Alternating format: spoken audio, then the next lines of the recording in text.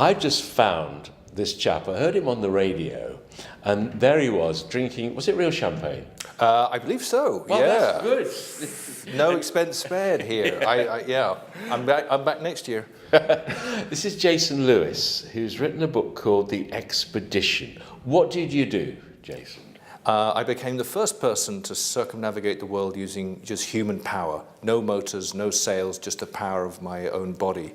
So I walked, rollerbladed, and hiked across, bicycled across the land masses, and I used a special pedal boat to cross the oceans, and I kayaked and also swam some of the rivers.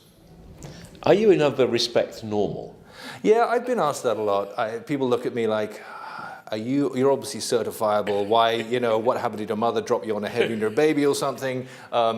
But no, it was one of these ideas that my friend from university had, and to do this circumnavigation in the spirit of Magellan, of course, who first did it by sails, and it's since done using aeroplanes and hot air balloons and lots of sailboats, of course. But back in 1992, nobody had yet done it. Just by human power. And it just sounded one of those wonderfully simple ideas that had to be done, and so I jumped in to help him do it. I mean, first, I heard you talking about this, and I couldn't believe, when you said human-powered boat, I thought of a pedalo, but it's a bit more sophisticated than that. Yeah, hopefully. People imagine, this thing on the Serpentine, and with a number 52 on the side, and number 52, your time is up, yeah. This is a 26-foot long by 4.5-foot wide boat made entirely out of wood. One person pedals, the other person, because there's two people on board, typically, the other person sits opposite, or they can, there's a front sleeping compartment. And if you get into rough weather, there's a sliding hatch, so you can protect yourselves from the elements, and you can keep on going. Keep pedaling even in really rough seas. When you do that, when you describe it, you do it with your arms. Are you doing it with your arms and your feet? No, actually, just with with your feet. We did look into a design that you could do maybe with your legs and also pushing a couple of levers, but actually the boat is really designed to go at an optimum speed. It's not difficult to pedal. Anyone could pedal this boat across an ocean. So it's just like being a hamster on a wheel. The big bit is in your mind, just keeping the motivation to keep going. How long does a major ocean take?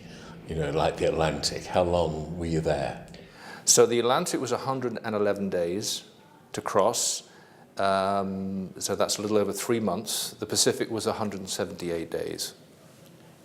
Pretty torturous. There are much more sensible ways of crossing oceans. Yes. I think that every day. It's like, there are sailboats out there. There's sails for a reason, or there's motors, but actually, it's in a way, after about a month being out there pedaling away, it's actually quite a sort of a beautiful way, because it's very meditative. And after you go through the whole 40 days, 40 nights thing, and on a spiritual level, it's actually quite nice, because it's very quiet out there. You don't have all the distractions of normal day life and society, and it's actually quite peaceful, and you become more present in the moment. So did you come out with deep revelations about the human condition? Are you a wiser man for doing this? Do you know things that are hidden to the rest of us? Oh yeah, you have to read the book though. Good man. It seems to me that being on your own or with a chum in the middle of a North Atlantic storm would be the worst. But could rollerblading across America be even worse than that? When you look back, I mean, it's a real journalistic question, but which are the horror bits?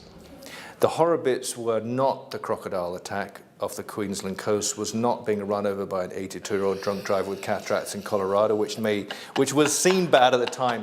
The worst of it was actually being stuck in a countercurrent in the middle of the Pacific, the doldrums, 400-mile-wide countercurrent, and pedaling on the spot for 2.5 weeks. I would pedal for 18, 19, 20 hours a day sometimes, then I would have to sleep. I would wake up a few hours later, switch on my GPS, and find out that I was back where I started from the previous morning, and that went on for 2.5 weeks. What did you eat? I had, on the first voyage, I had dehydrated British Army rations, which we were given free, which was great, but we only discovered why they had been given to us for free once we were a week out, and it turned out they were all 10 years out of date. And I worry if it's a week out of date from Tesco. These were 10 years. 10 years out of date, but they were still vaguely edible. But our saving grace was Mars UK. Mars UK gave us 4,000 Mars bars to eat across the Atlantic. 4,000. 4,000 Mars bars, yeah. It's a lot of Mars bars. 5 a day. Help you work, rest and play. Yeah, quite literally. What do you do now? Well, I've just written the book, Dark Waters, and we're doing a book tour for the next couple of months in the UK. And then my big passion, actually, this is not just about, achieving a first. A big part of the whole journey was using it as an educational tool. So I go into a lot of classrooms, and we've developed curriculum around sustainability, which is my passion. And so I'm trying to use the story now to spread this message of sustainability and what we as a species need to do to live sustainably on this little closed system of our planet, which is in a way not that dissimilar to what I had to do to survive on my little boat, far out to sea. Thank you so much for telling me about it. I haven't read the book yet, but I will now, and hopefully you will too. It's called The Expedition, Dark Waters by Jason Lewis. Jason, thank you. Thank you.